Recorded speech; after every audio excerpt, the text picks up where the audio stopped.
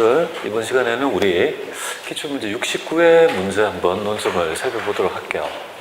69회의 특징은 굉장히 우리 전산세무 1급이 가져야 될 가장 이렇게 좀 옵티컬한 그런 합격률, 굉장히 한 10% 정도 내외의 합격률을 보이고 있습니다. 그래서 좀 어려운 부분도 있고 쉬운 부분도 있고 이렇게 돼 있으니까 좀 어렵다고 생각하는 부분을 여러분들은 어떻게 좀 위험을 이렇게 회피할 수 있는지 그런 것들을 좀 배워야 돼요.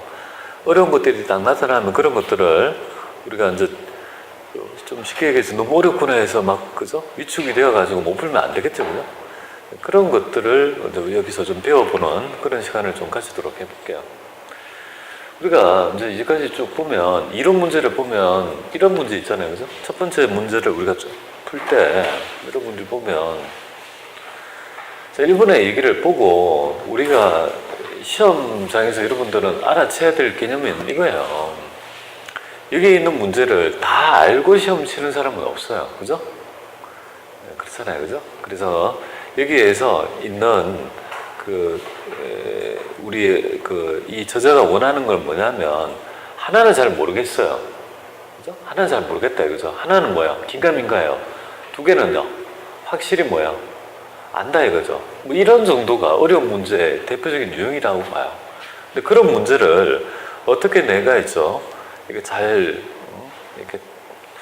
잘 회피할 수 있느냐, 그것도 하나의 여러분들의 요령일 수 있습니다. 그런 측면에서 한번 보도록 할게요. 자, 첫 번째 문제를 보니까 내가 잘 모른다 이 말이에요. 이 말이 소매제국법이라는 부분이 여러분들 전산세무 1급에서 그렇게 잘 출제되는 영역이 아닙니다. 그래서 원가를 추정하는 방법 중에 예외적으로 유통업종에서 인정하는 방법이 매가환원법이라고 하는 소매제국법이라는 게 있어요.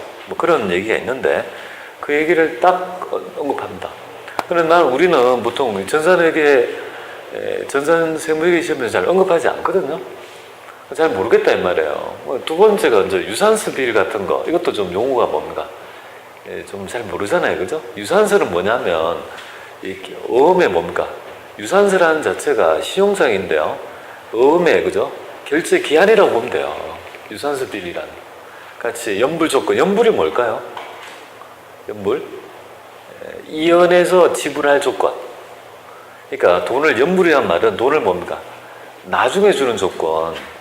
우리 수출입할 때 외상을 할 때 얘기해요. 그래서 시용장을 끼고 하는 경우가 있고요. 늦게 주는 유산서 비율 같은 것도 있지만 잘 알면 어떻게 됩니까? 잘 알면 저 업체하고 내하고 시용장 거래 안 할 수 있죠. 내가 좀 나중에 줄게 하면 뒤에 이자 이렇게 있죠. 원자재를 수입하는 경우 발생하는 이자는 뭡니까? 수입할 때 내가 늦게 연불이니까 나중에 준다 이 말이죠. 그럼 그만큼 그 업체에 뭡니까? 이자는 차입 원가는 뭘까요? 차입할 때 들어가는 원가가 이자 비용 같은 걸 얘기하는 거 아니에요, 그죠? 차입 원가, 그죠? 그러니까 그런 것들은 이자 비용으로 처리한다 이 말이거든요. 그 말이 맞다 이 말이에요. 그래서 이 부분이 조금 그렇고, 세 번째 한번 볼게요. 세 번째는 우리가 저가법에 대한 얘기지 않겠습니까? 그죠? 그래서 우리가 시가가 원가보다 낮다라면 당연히 뭡니까? 승인 같은 거 필요 없이 당연히 뭡니까? 이 저가에 의한 평가에 의해서 우리가 평가합니다. 그래서 세 번째가 됩니다. 그리고 이거는 아실 것 같아요. 저가법이라고 할 때 시가하고 비교하게 될 때 시가의 정의를 뭘로 볼 거냐 이거잖아요. 원재료는요, 유입가치인, 그죠? 우리가 현행 대체 원가를 기준으로 한다라면 우리가 제공품 제품은요, 우리가 유추가치인 순실현 가치를, 그죠? 우리가 시가로 한다 이거죠. 이걸 맞고 이것도 맞고 이것도 맞잖아요, 그죠? 그래서 정답은 1번이 되는데, 소매제국법은 간단히 말씀드리면 이거예요. 이마트의 원가 계산은 어떻게 하겠냐 이 말이에요. 전국에 이마트가 엄청나게 많고 한 20개 있다고 가정할게 더 많을 거지만 거기에 취급되는 품목이 몇십만 개가 되겠죠. 원가 계산할 수 있습니까? 남아있는 재고의 원가를 다 취합할 수 있습니까? 네, 불가능합니다. 그러니까 어떻게 하느냐 하면 각각 다른 원가를, 그죠? 매가로 환원하는 거죠. 판 가격은 우리가 동일하잖아요, 그죠? 만약에 껌을 하나 판다 하면 껌을 매입하는 단가는 100원짜리 150원 주고 120원 주고 다 다르지만 파는 가격은 똑같죠, 그죠? 파는 가격으로 환산하는 개념, 추정하는 게 바로 소매제국법입니다. 근데 만약에 이익률이 동질적인 상품권을 적용하되 이익률이 서로 다른 상품권을 통합하여 평균적인 원가율을 계산, 이런 말 자체가 있을 수 없습니다. 서로가 이익률이 다른 상품권을 묶어가지고 이런 말도 안 됩니다. 그래서 이런 그저 디테일한 부분인데요. 정답은 1번이다 이렇게 보면 되겠습니다. 그래서 이런 문제는 어떻게 푸는지 아시겠죠? 이거는 두 개는 알아야 되죠. 이거는요 좀 들어봐야 되죠. 유산슬랄지 이런 거 하고 또 우리 뭐 그런 연지급 이자랄지 뭐 이런 얘기를 하고 있습니다. 그래서 요거 조금 약간 어려울 수 있습니다. 그래서 1번은 틀릴 수도 있다 이렇게 보면 돼요. 틀릴 수도 있다. 그죠? 두 번째 한번 보겠습니다. 두 번째를 맞춰야 되죠. 두 번째를 맞춰줘야 됩니다. 이걸 틀리면 안 되죠. 그죠? 자, 이 모형은 지금 우리가 건물을 신축하기 위해서 토지를 매입한 거예요? 아니면 재건축 모형이에요? 재건축이다. 그러면 그죠? 기존의 건물을 철거할 때 들어가는 비용은요? 바로 비용을 한다. 그죠? 그러니까 당연히 1,000만 원 비용이 들죠. 그죠? 근데 장부가액도 유형자산 처분 손실이 될 거 아니에요. 그죠? 장부가액 지금 얼마입니까? 5,000만 원, 1,000만 원이고 6,000만 원이 뭡니까? 감소될 거다. 이걸 맞춰야 돼요. 이걸 틀리면 말이 안 된다. 그죠? 맞춰야 되고요. 세 번째 한번 볼게요. 유형자산 관련된 설명 중 잘못된 거. 자, 새로 취득한 유형자산은 기존의 동종자산과 동일한 감가상각 방법을 적용하되, 그렇습니다. 똑같은 하나의 방법은 매기 계속 적용해야 됩니다. 근데 만약에 상각 방법을 바꿨다라면요, 감가상각 방법은요, 회계 정책의 변경입니까? 추정의 변경입니까? 추정의 변경을 본다고 했지 않습니까? 그죠? 정책으로 회계 처리한다. 정답은 1번이 잘못된 거다. 그래서 이 부분이 지금 잘못 오답이다. 이렇게 봅니다. 아니다. 그죠? 추정의 변경이다. 추정. 자, 매기 계속하는 거 손상할 때 뭐 이렇게 돼 있습니다. 자, 네 번째 한번 보겠습니다. 네 번째, 지금 현재 1번 문제가 어렵지만 2번, 3번 풀어야 되고, 갈림길이, 4번부터 갈림길이 나타나죠. 자, 제가 62회차 할 때 있죠. T개정법에 대한 얘기를 좀 말씀드렸잖아요. 그죠? 그래서 T개정법이 좀 사용되는 약간의 고난이 문제다. 이렇게 보면 되겠습니다. 난이도. 지금 얘가 보니까 첫 번째 자료가 매출 총이익은 10%다. 이런 말이 있죠. 그죠? 매출 총이익률이 10%란 말이 분명히 여기에 영향을 줄 거 아니에요? 여기서 매출 총이익의 10%라는 의미는 매출액이 여기 나와 있잖아요. 그죠? 매출액이 어디 있어? 매출액이 없네? 그러면 지금 매출 총이익률은 매입액이 있고 대손매수는 10%다. 그리고 다음 자료를 보고 우리가 매출 채권의 잔액을 계산해봐라. 이렇게 되어 있습니다. 그러면 여기에서 한번 매출 채권의 잔액을 구하는데요. 그럼 우리는 T 계정을 이렇게 그려봐야 돼요. 매출 채권이 그리고. 그죠? 매출 채권이 그리고. 그리고 가지고 여기에 기초가 있고, 기말, 이렇게 있을 거 아니에요. 그죠? X를 구하라는 거 같습니다. 그죠? 맞잖아요. 그죠? 그러면 여러분들이 생각할 때 기초와 기말이 있는데 여기는 증가거래를 적는 거죠. 여기는요, 감소거래를 적는 거 아니겠습니까?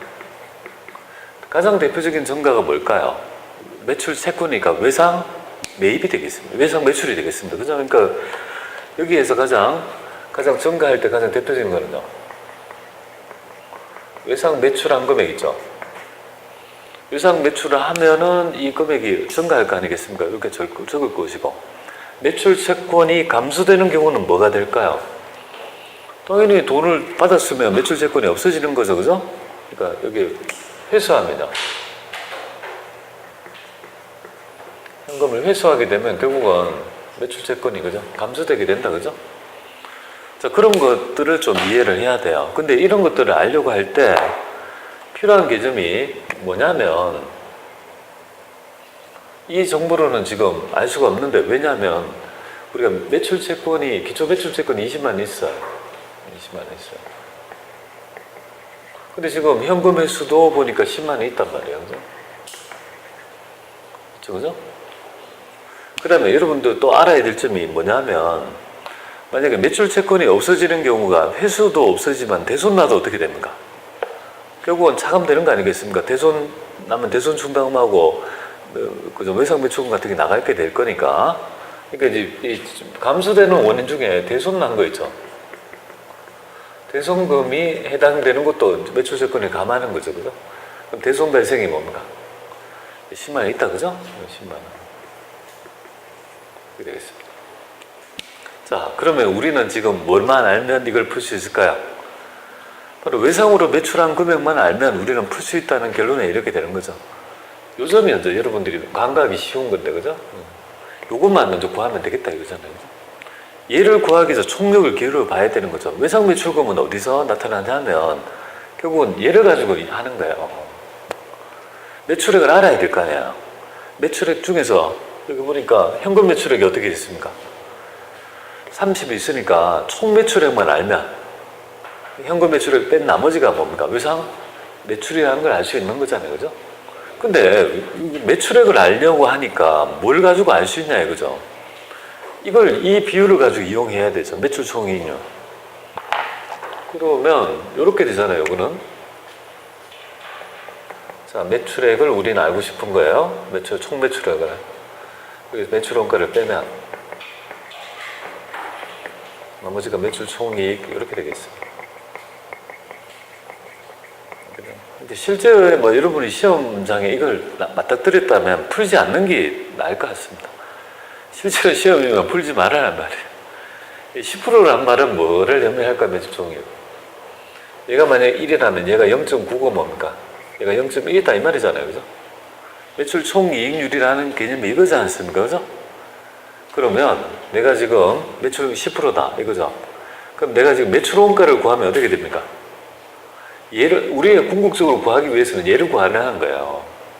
근데 이 정보로서 지금 매출 뭐 얘는 지금 10%라고 알겠는데 매출액을 언급하고 있지 않았으니까 결국은 우리는요 뭐를 구해야 됩니까? 매출 원가를 구해야 되잖아요. 그죠? 이 매출 원가가 어디에서 유출되냐면 재무자산이 있죠. 상품이라고 할게요. 이 매출 원가가 어디에서 도출됩니까? 여기서 도출이 되잖아요. 그죠? 기초하고 여기 단계 매입한 거 기말 이렇게 됩니다. 그죠? 요거 있어요. 요거. 그죠? 요거를 통해서 매출 원가를 구하고 또 요걸 통해서 뭐를 구합니까? 매출액을 구하고 그걸 통해서 뭡니까? 외상 매출을 구하고 이렇게 있죠. 3단을 쳐야 되는 거예요. 이게 어려운 문제가 되는 거예요. 이걸 과연 그 짧은 시간에 풀 수 있을까? 별로 풀으라고 권하고 싶지 않습니다. 풀이는 해드리는데요. 자, 그러면 재고의 변동 대입을 한번 볼게요. 60만 원이고 60만 원, 6만 원, 58만 원. 그러면 64만 원 되겠습니다. 그러면 기말 지금 10만 원 이렇게 되겠습니다. 그럼 이거 매출 원가는 얼마입니까? 그분도 50 뭡니까? 4만 원이라는 걸 우리가 확인할 수 있는 거죠, 그죠? 그럼 요걸 이제 구했어요. 우리가 이제 요걸 가서 샥 구했단 말이에요. 샥 해서 54만 원을 구했어요. 그래서 여기에서 요거 그죠? 여기 90%를 찾으니까 뭐냐 이거죠? 그래서 50만 원 나누기 0.9 하면요. 궁극적으로 매출액은요. 60만 원이라는 걸 알 수 있습니다. 그죠? 요거를 먼저 확인하게 되는 거죠. 요 60만 원이 총 매출액이잖아요. 그죠? 근데 여기서 현금 판매액이 얼마입니까? 30만 원이란 말은 결국은 외상 판매액은요. 결국은 30만 원이라는 걸 우리가 확인할 수 있는 거죠. 그죠? 맞잖아요. 그죠? 60만 원 중에서 어떻게 된 거예요? 현금과 외상이 있는데 우리는 매출 채권이니까 이건 30만 원이라고 했으니까 결국은 요 정보를 보고 외상으로 판매한 금액은 30만 원과 출연할 수 있는 거죠. 그럼 요 금액이 얼마란 말이에요? 30만 원이고 요거는 50이다. 이것도 50이다. 그러면 요 X는요. 결국은 나머지 대책 이 부분이 30만 원이 되겠습니다. 이렇게 푸는 건데요. 과연 이렇게 그 짧은 시간에 이런 것들을 투입해서 이걸 풀 만한 시획이 있을까? 제가 개인적인 생각은 풀지 마세요.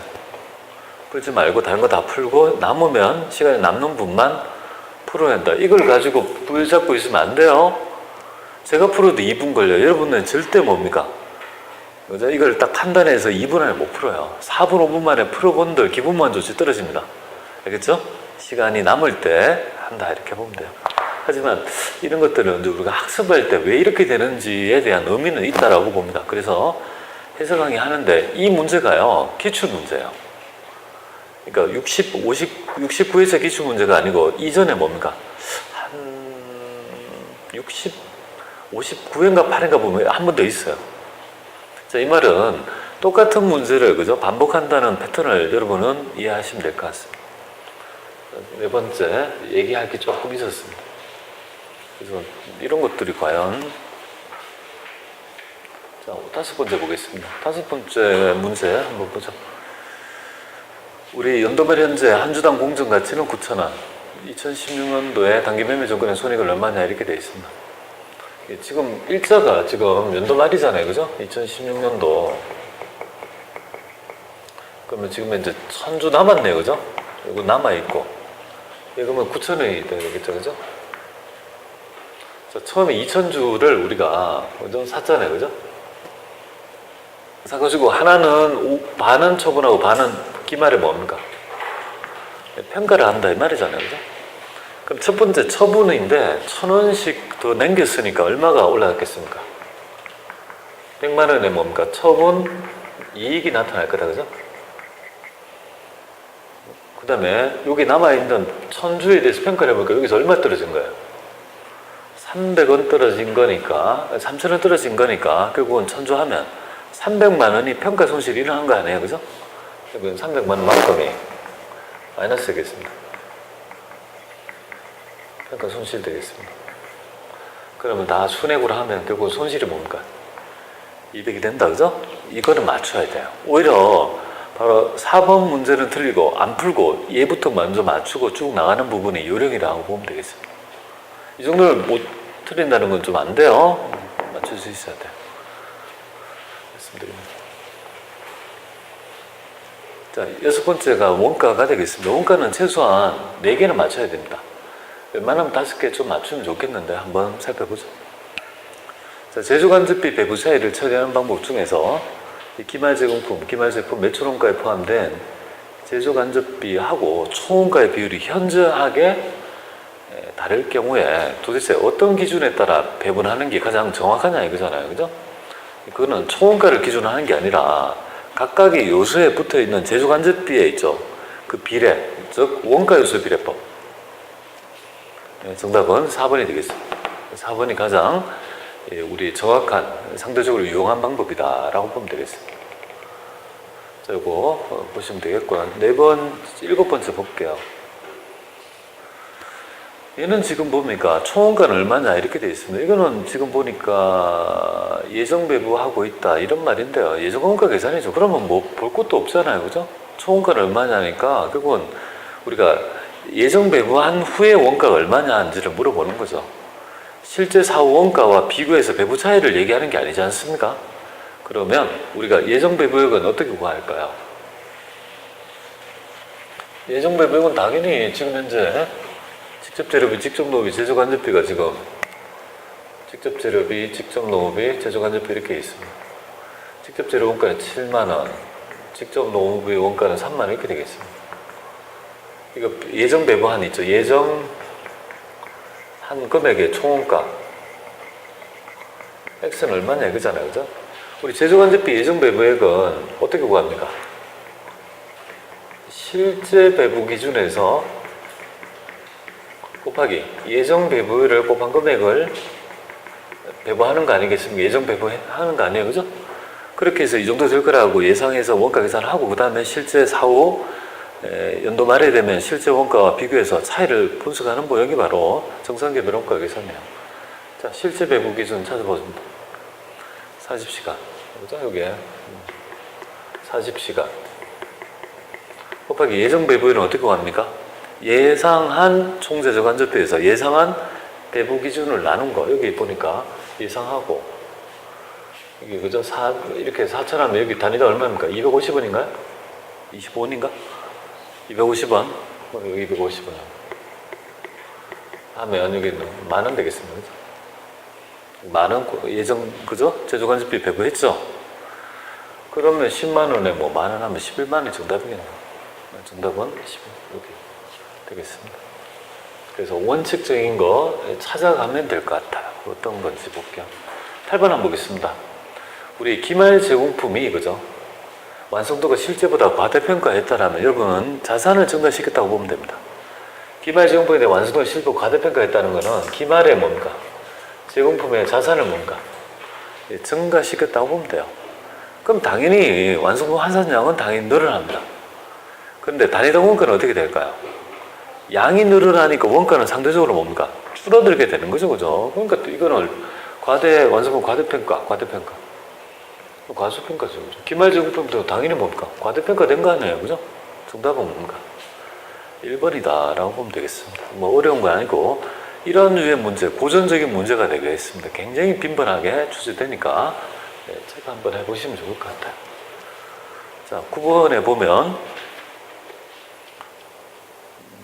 이 얘기가 여러분들 저번에 뭐 질문하셨죠, 그때? 나림 씨가 질문했나?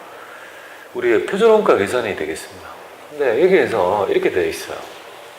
우리 원칙적으로 표준원가 계산은 사용량이 과연 내가 예상한 거하고 실제 예상한 거랑 실제 사용량하고 비교해서 차이를 분석하는 모양 아니겠습니까? 근데 얘는 뭐라고 되어 있냐면 원가에 대한 원가 차이를 총원가를 기준으로 배분한 후에 매출 원가는 얼마냐 이렇게 되어 있습니다. 원가는 얼마냐 이렇게 되어 있습니다. 그러니까 지금 현재 배분한 매출 원가에 지금 우리가 배분하기 전에 뭡니까? 배분 전 원가는 500이잖아요, 그죠? 그러니까 여기에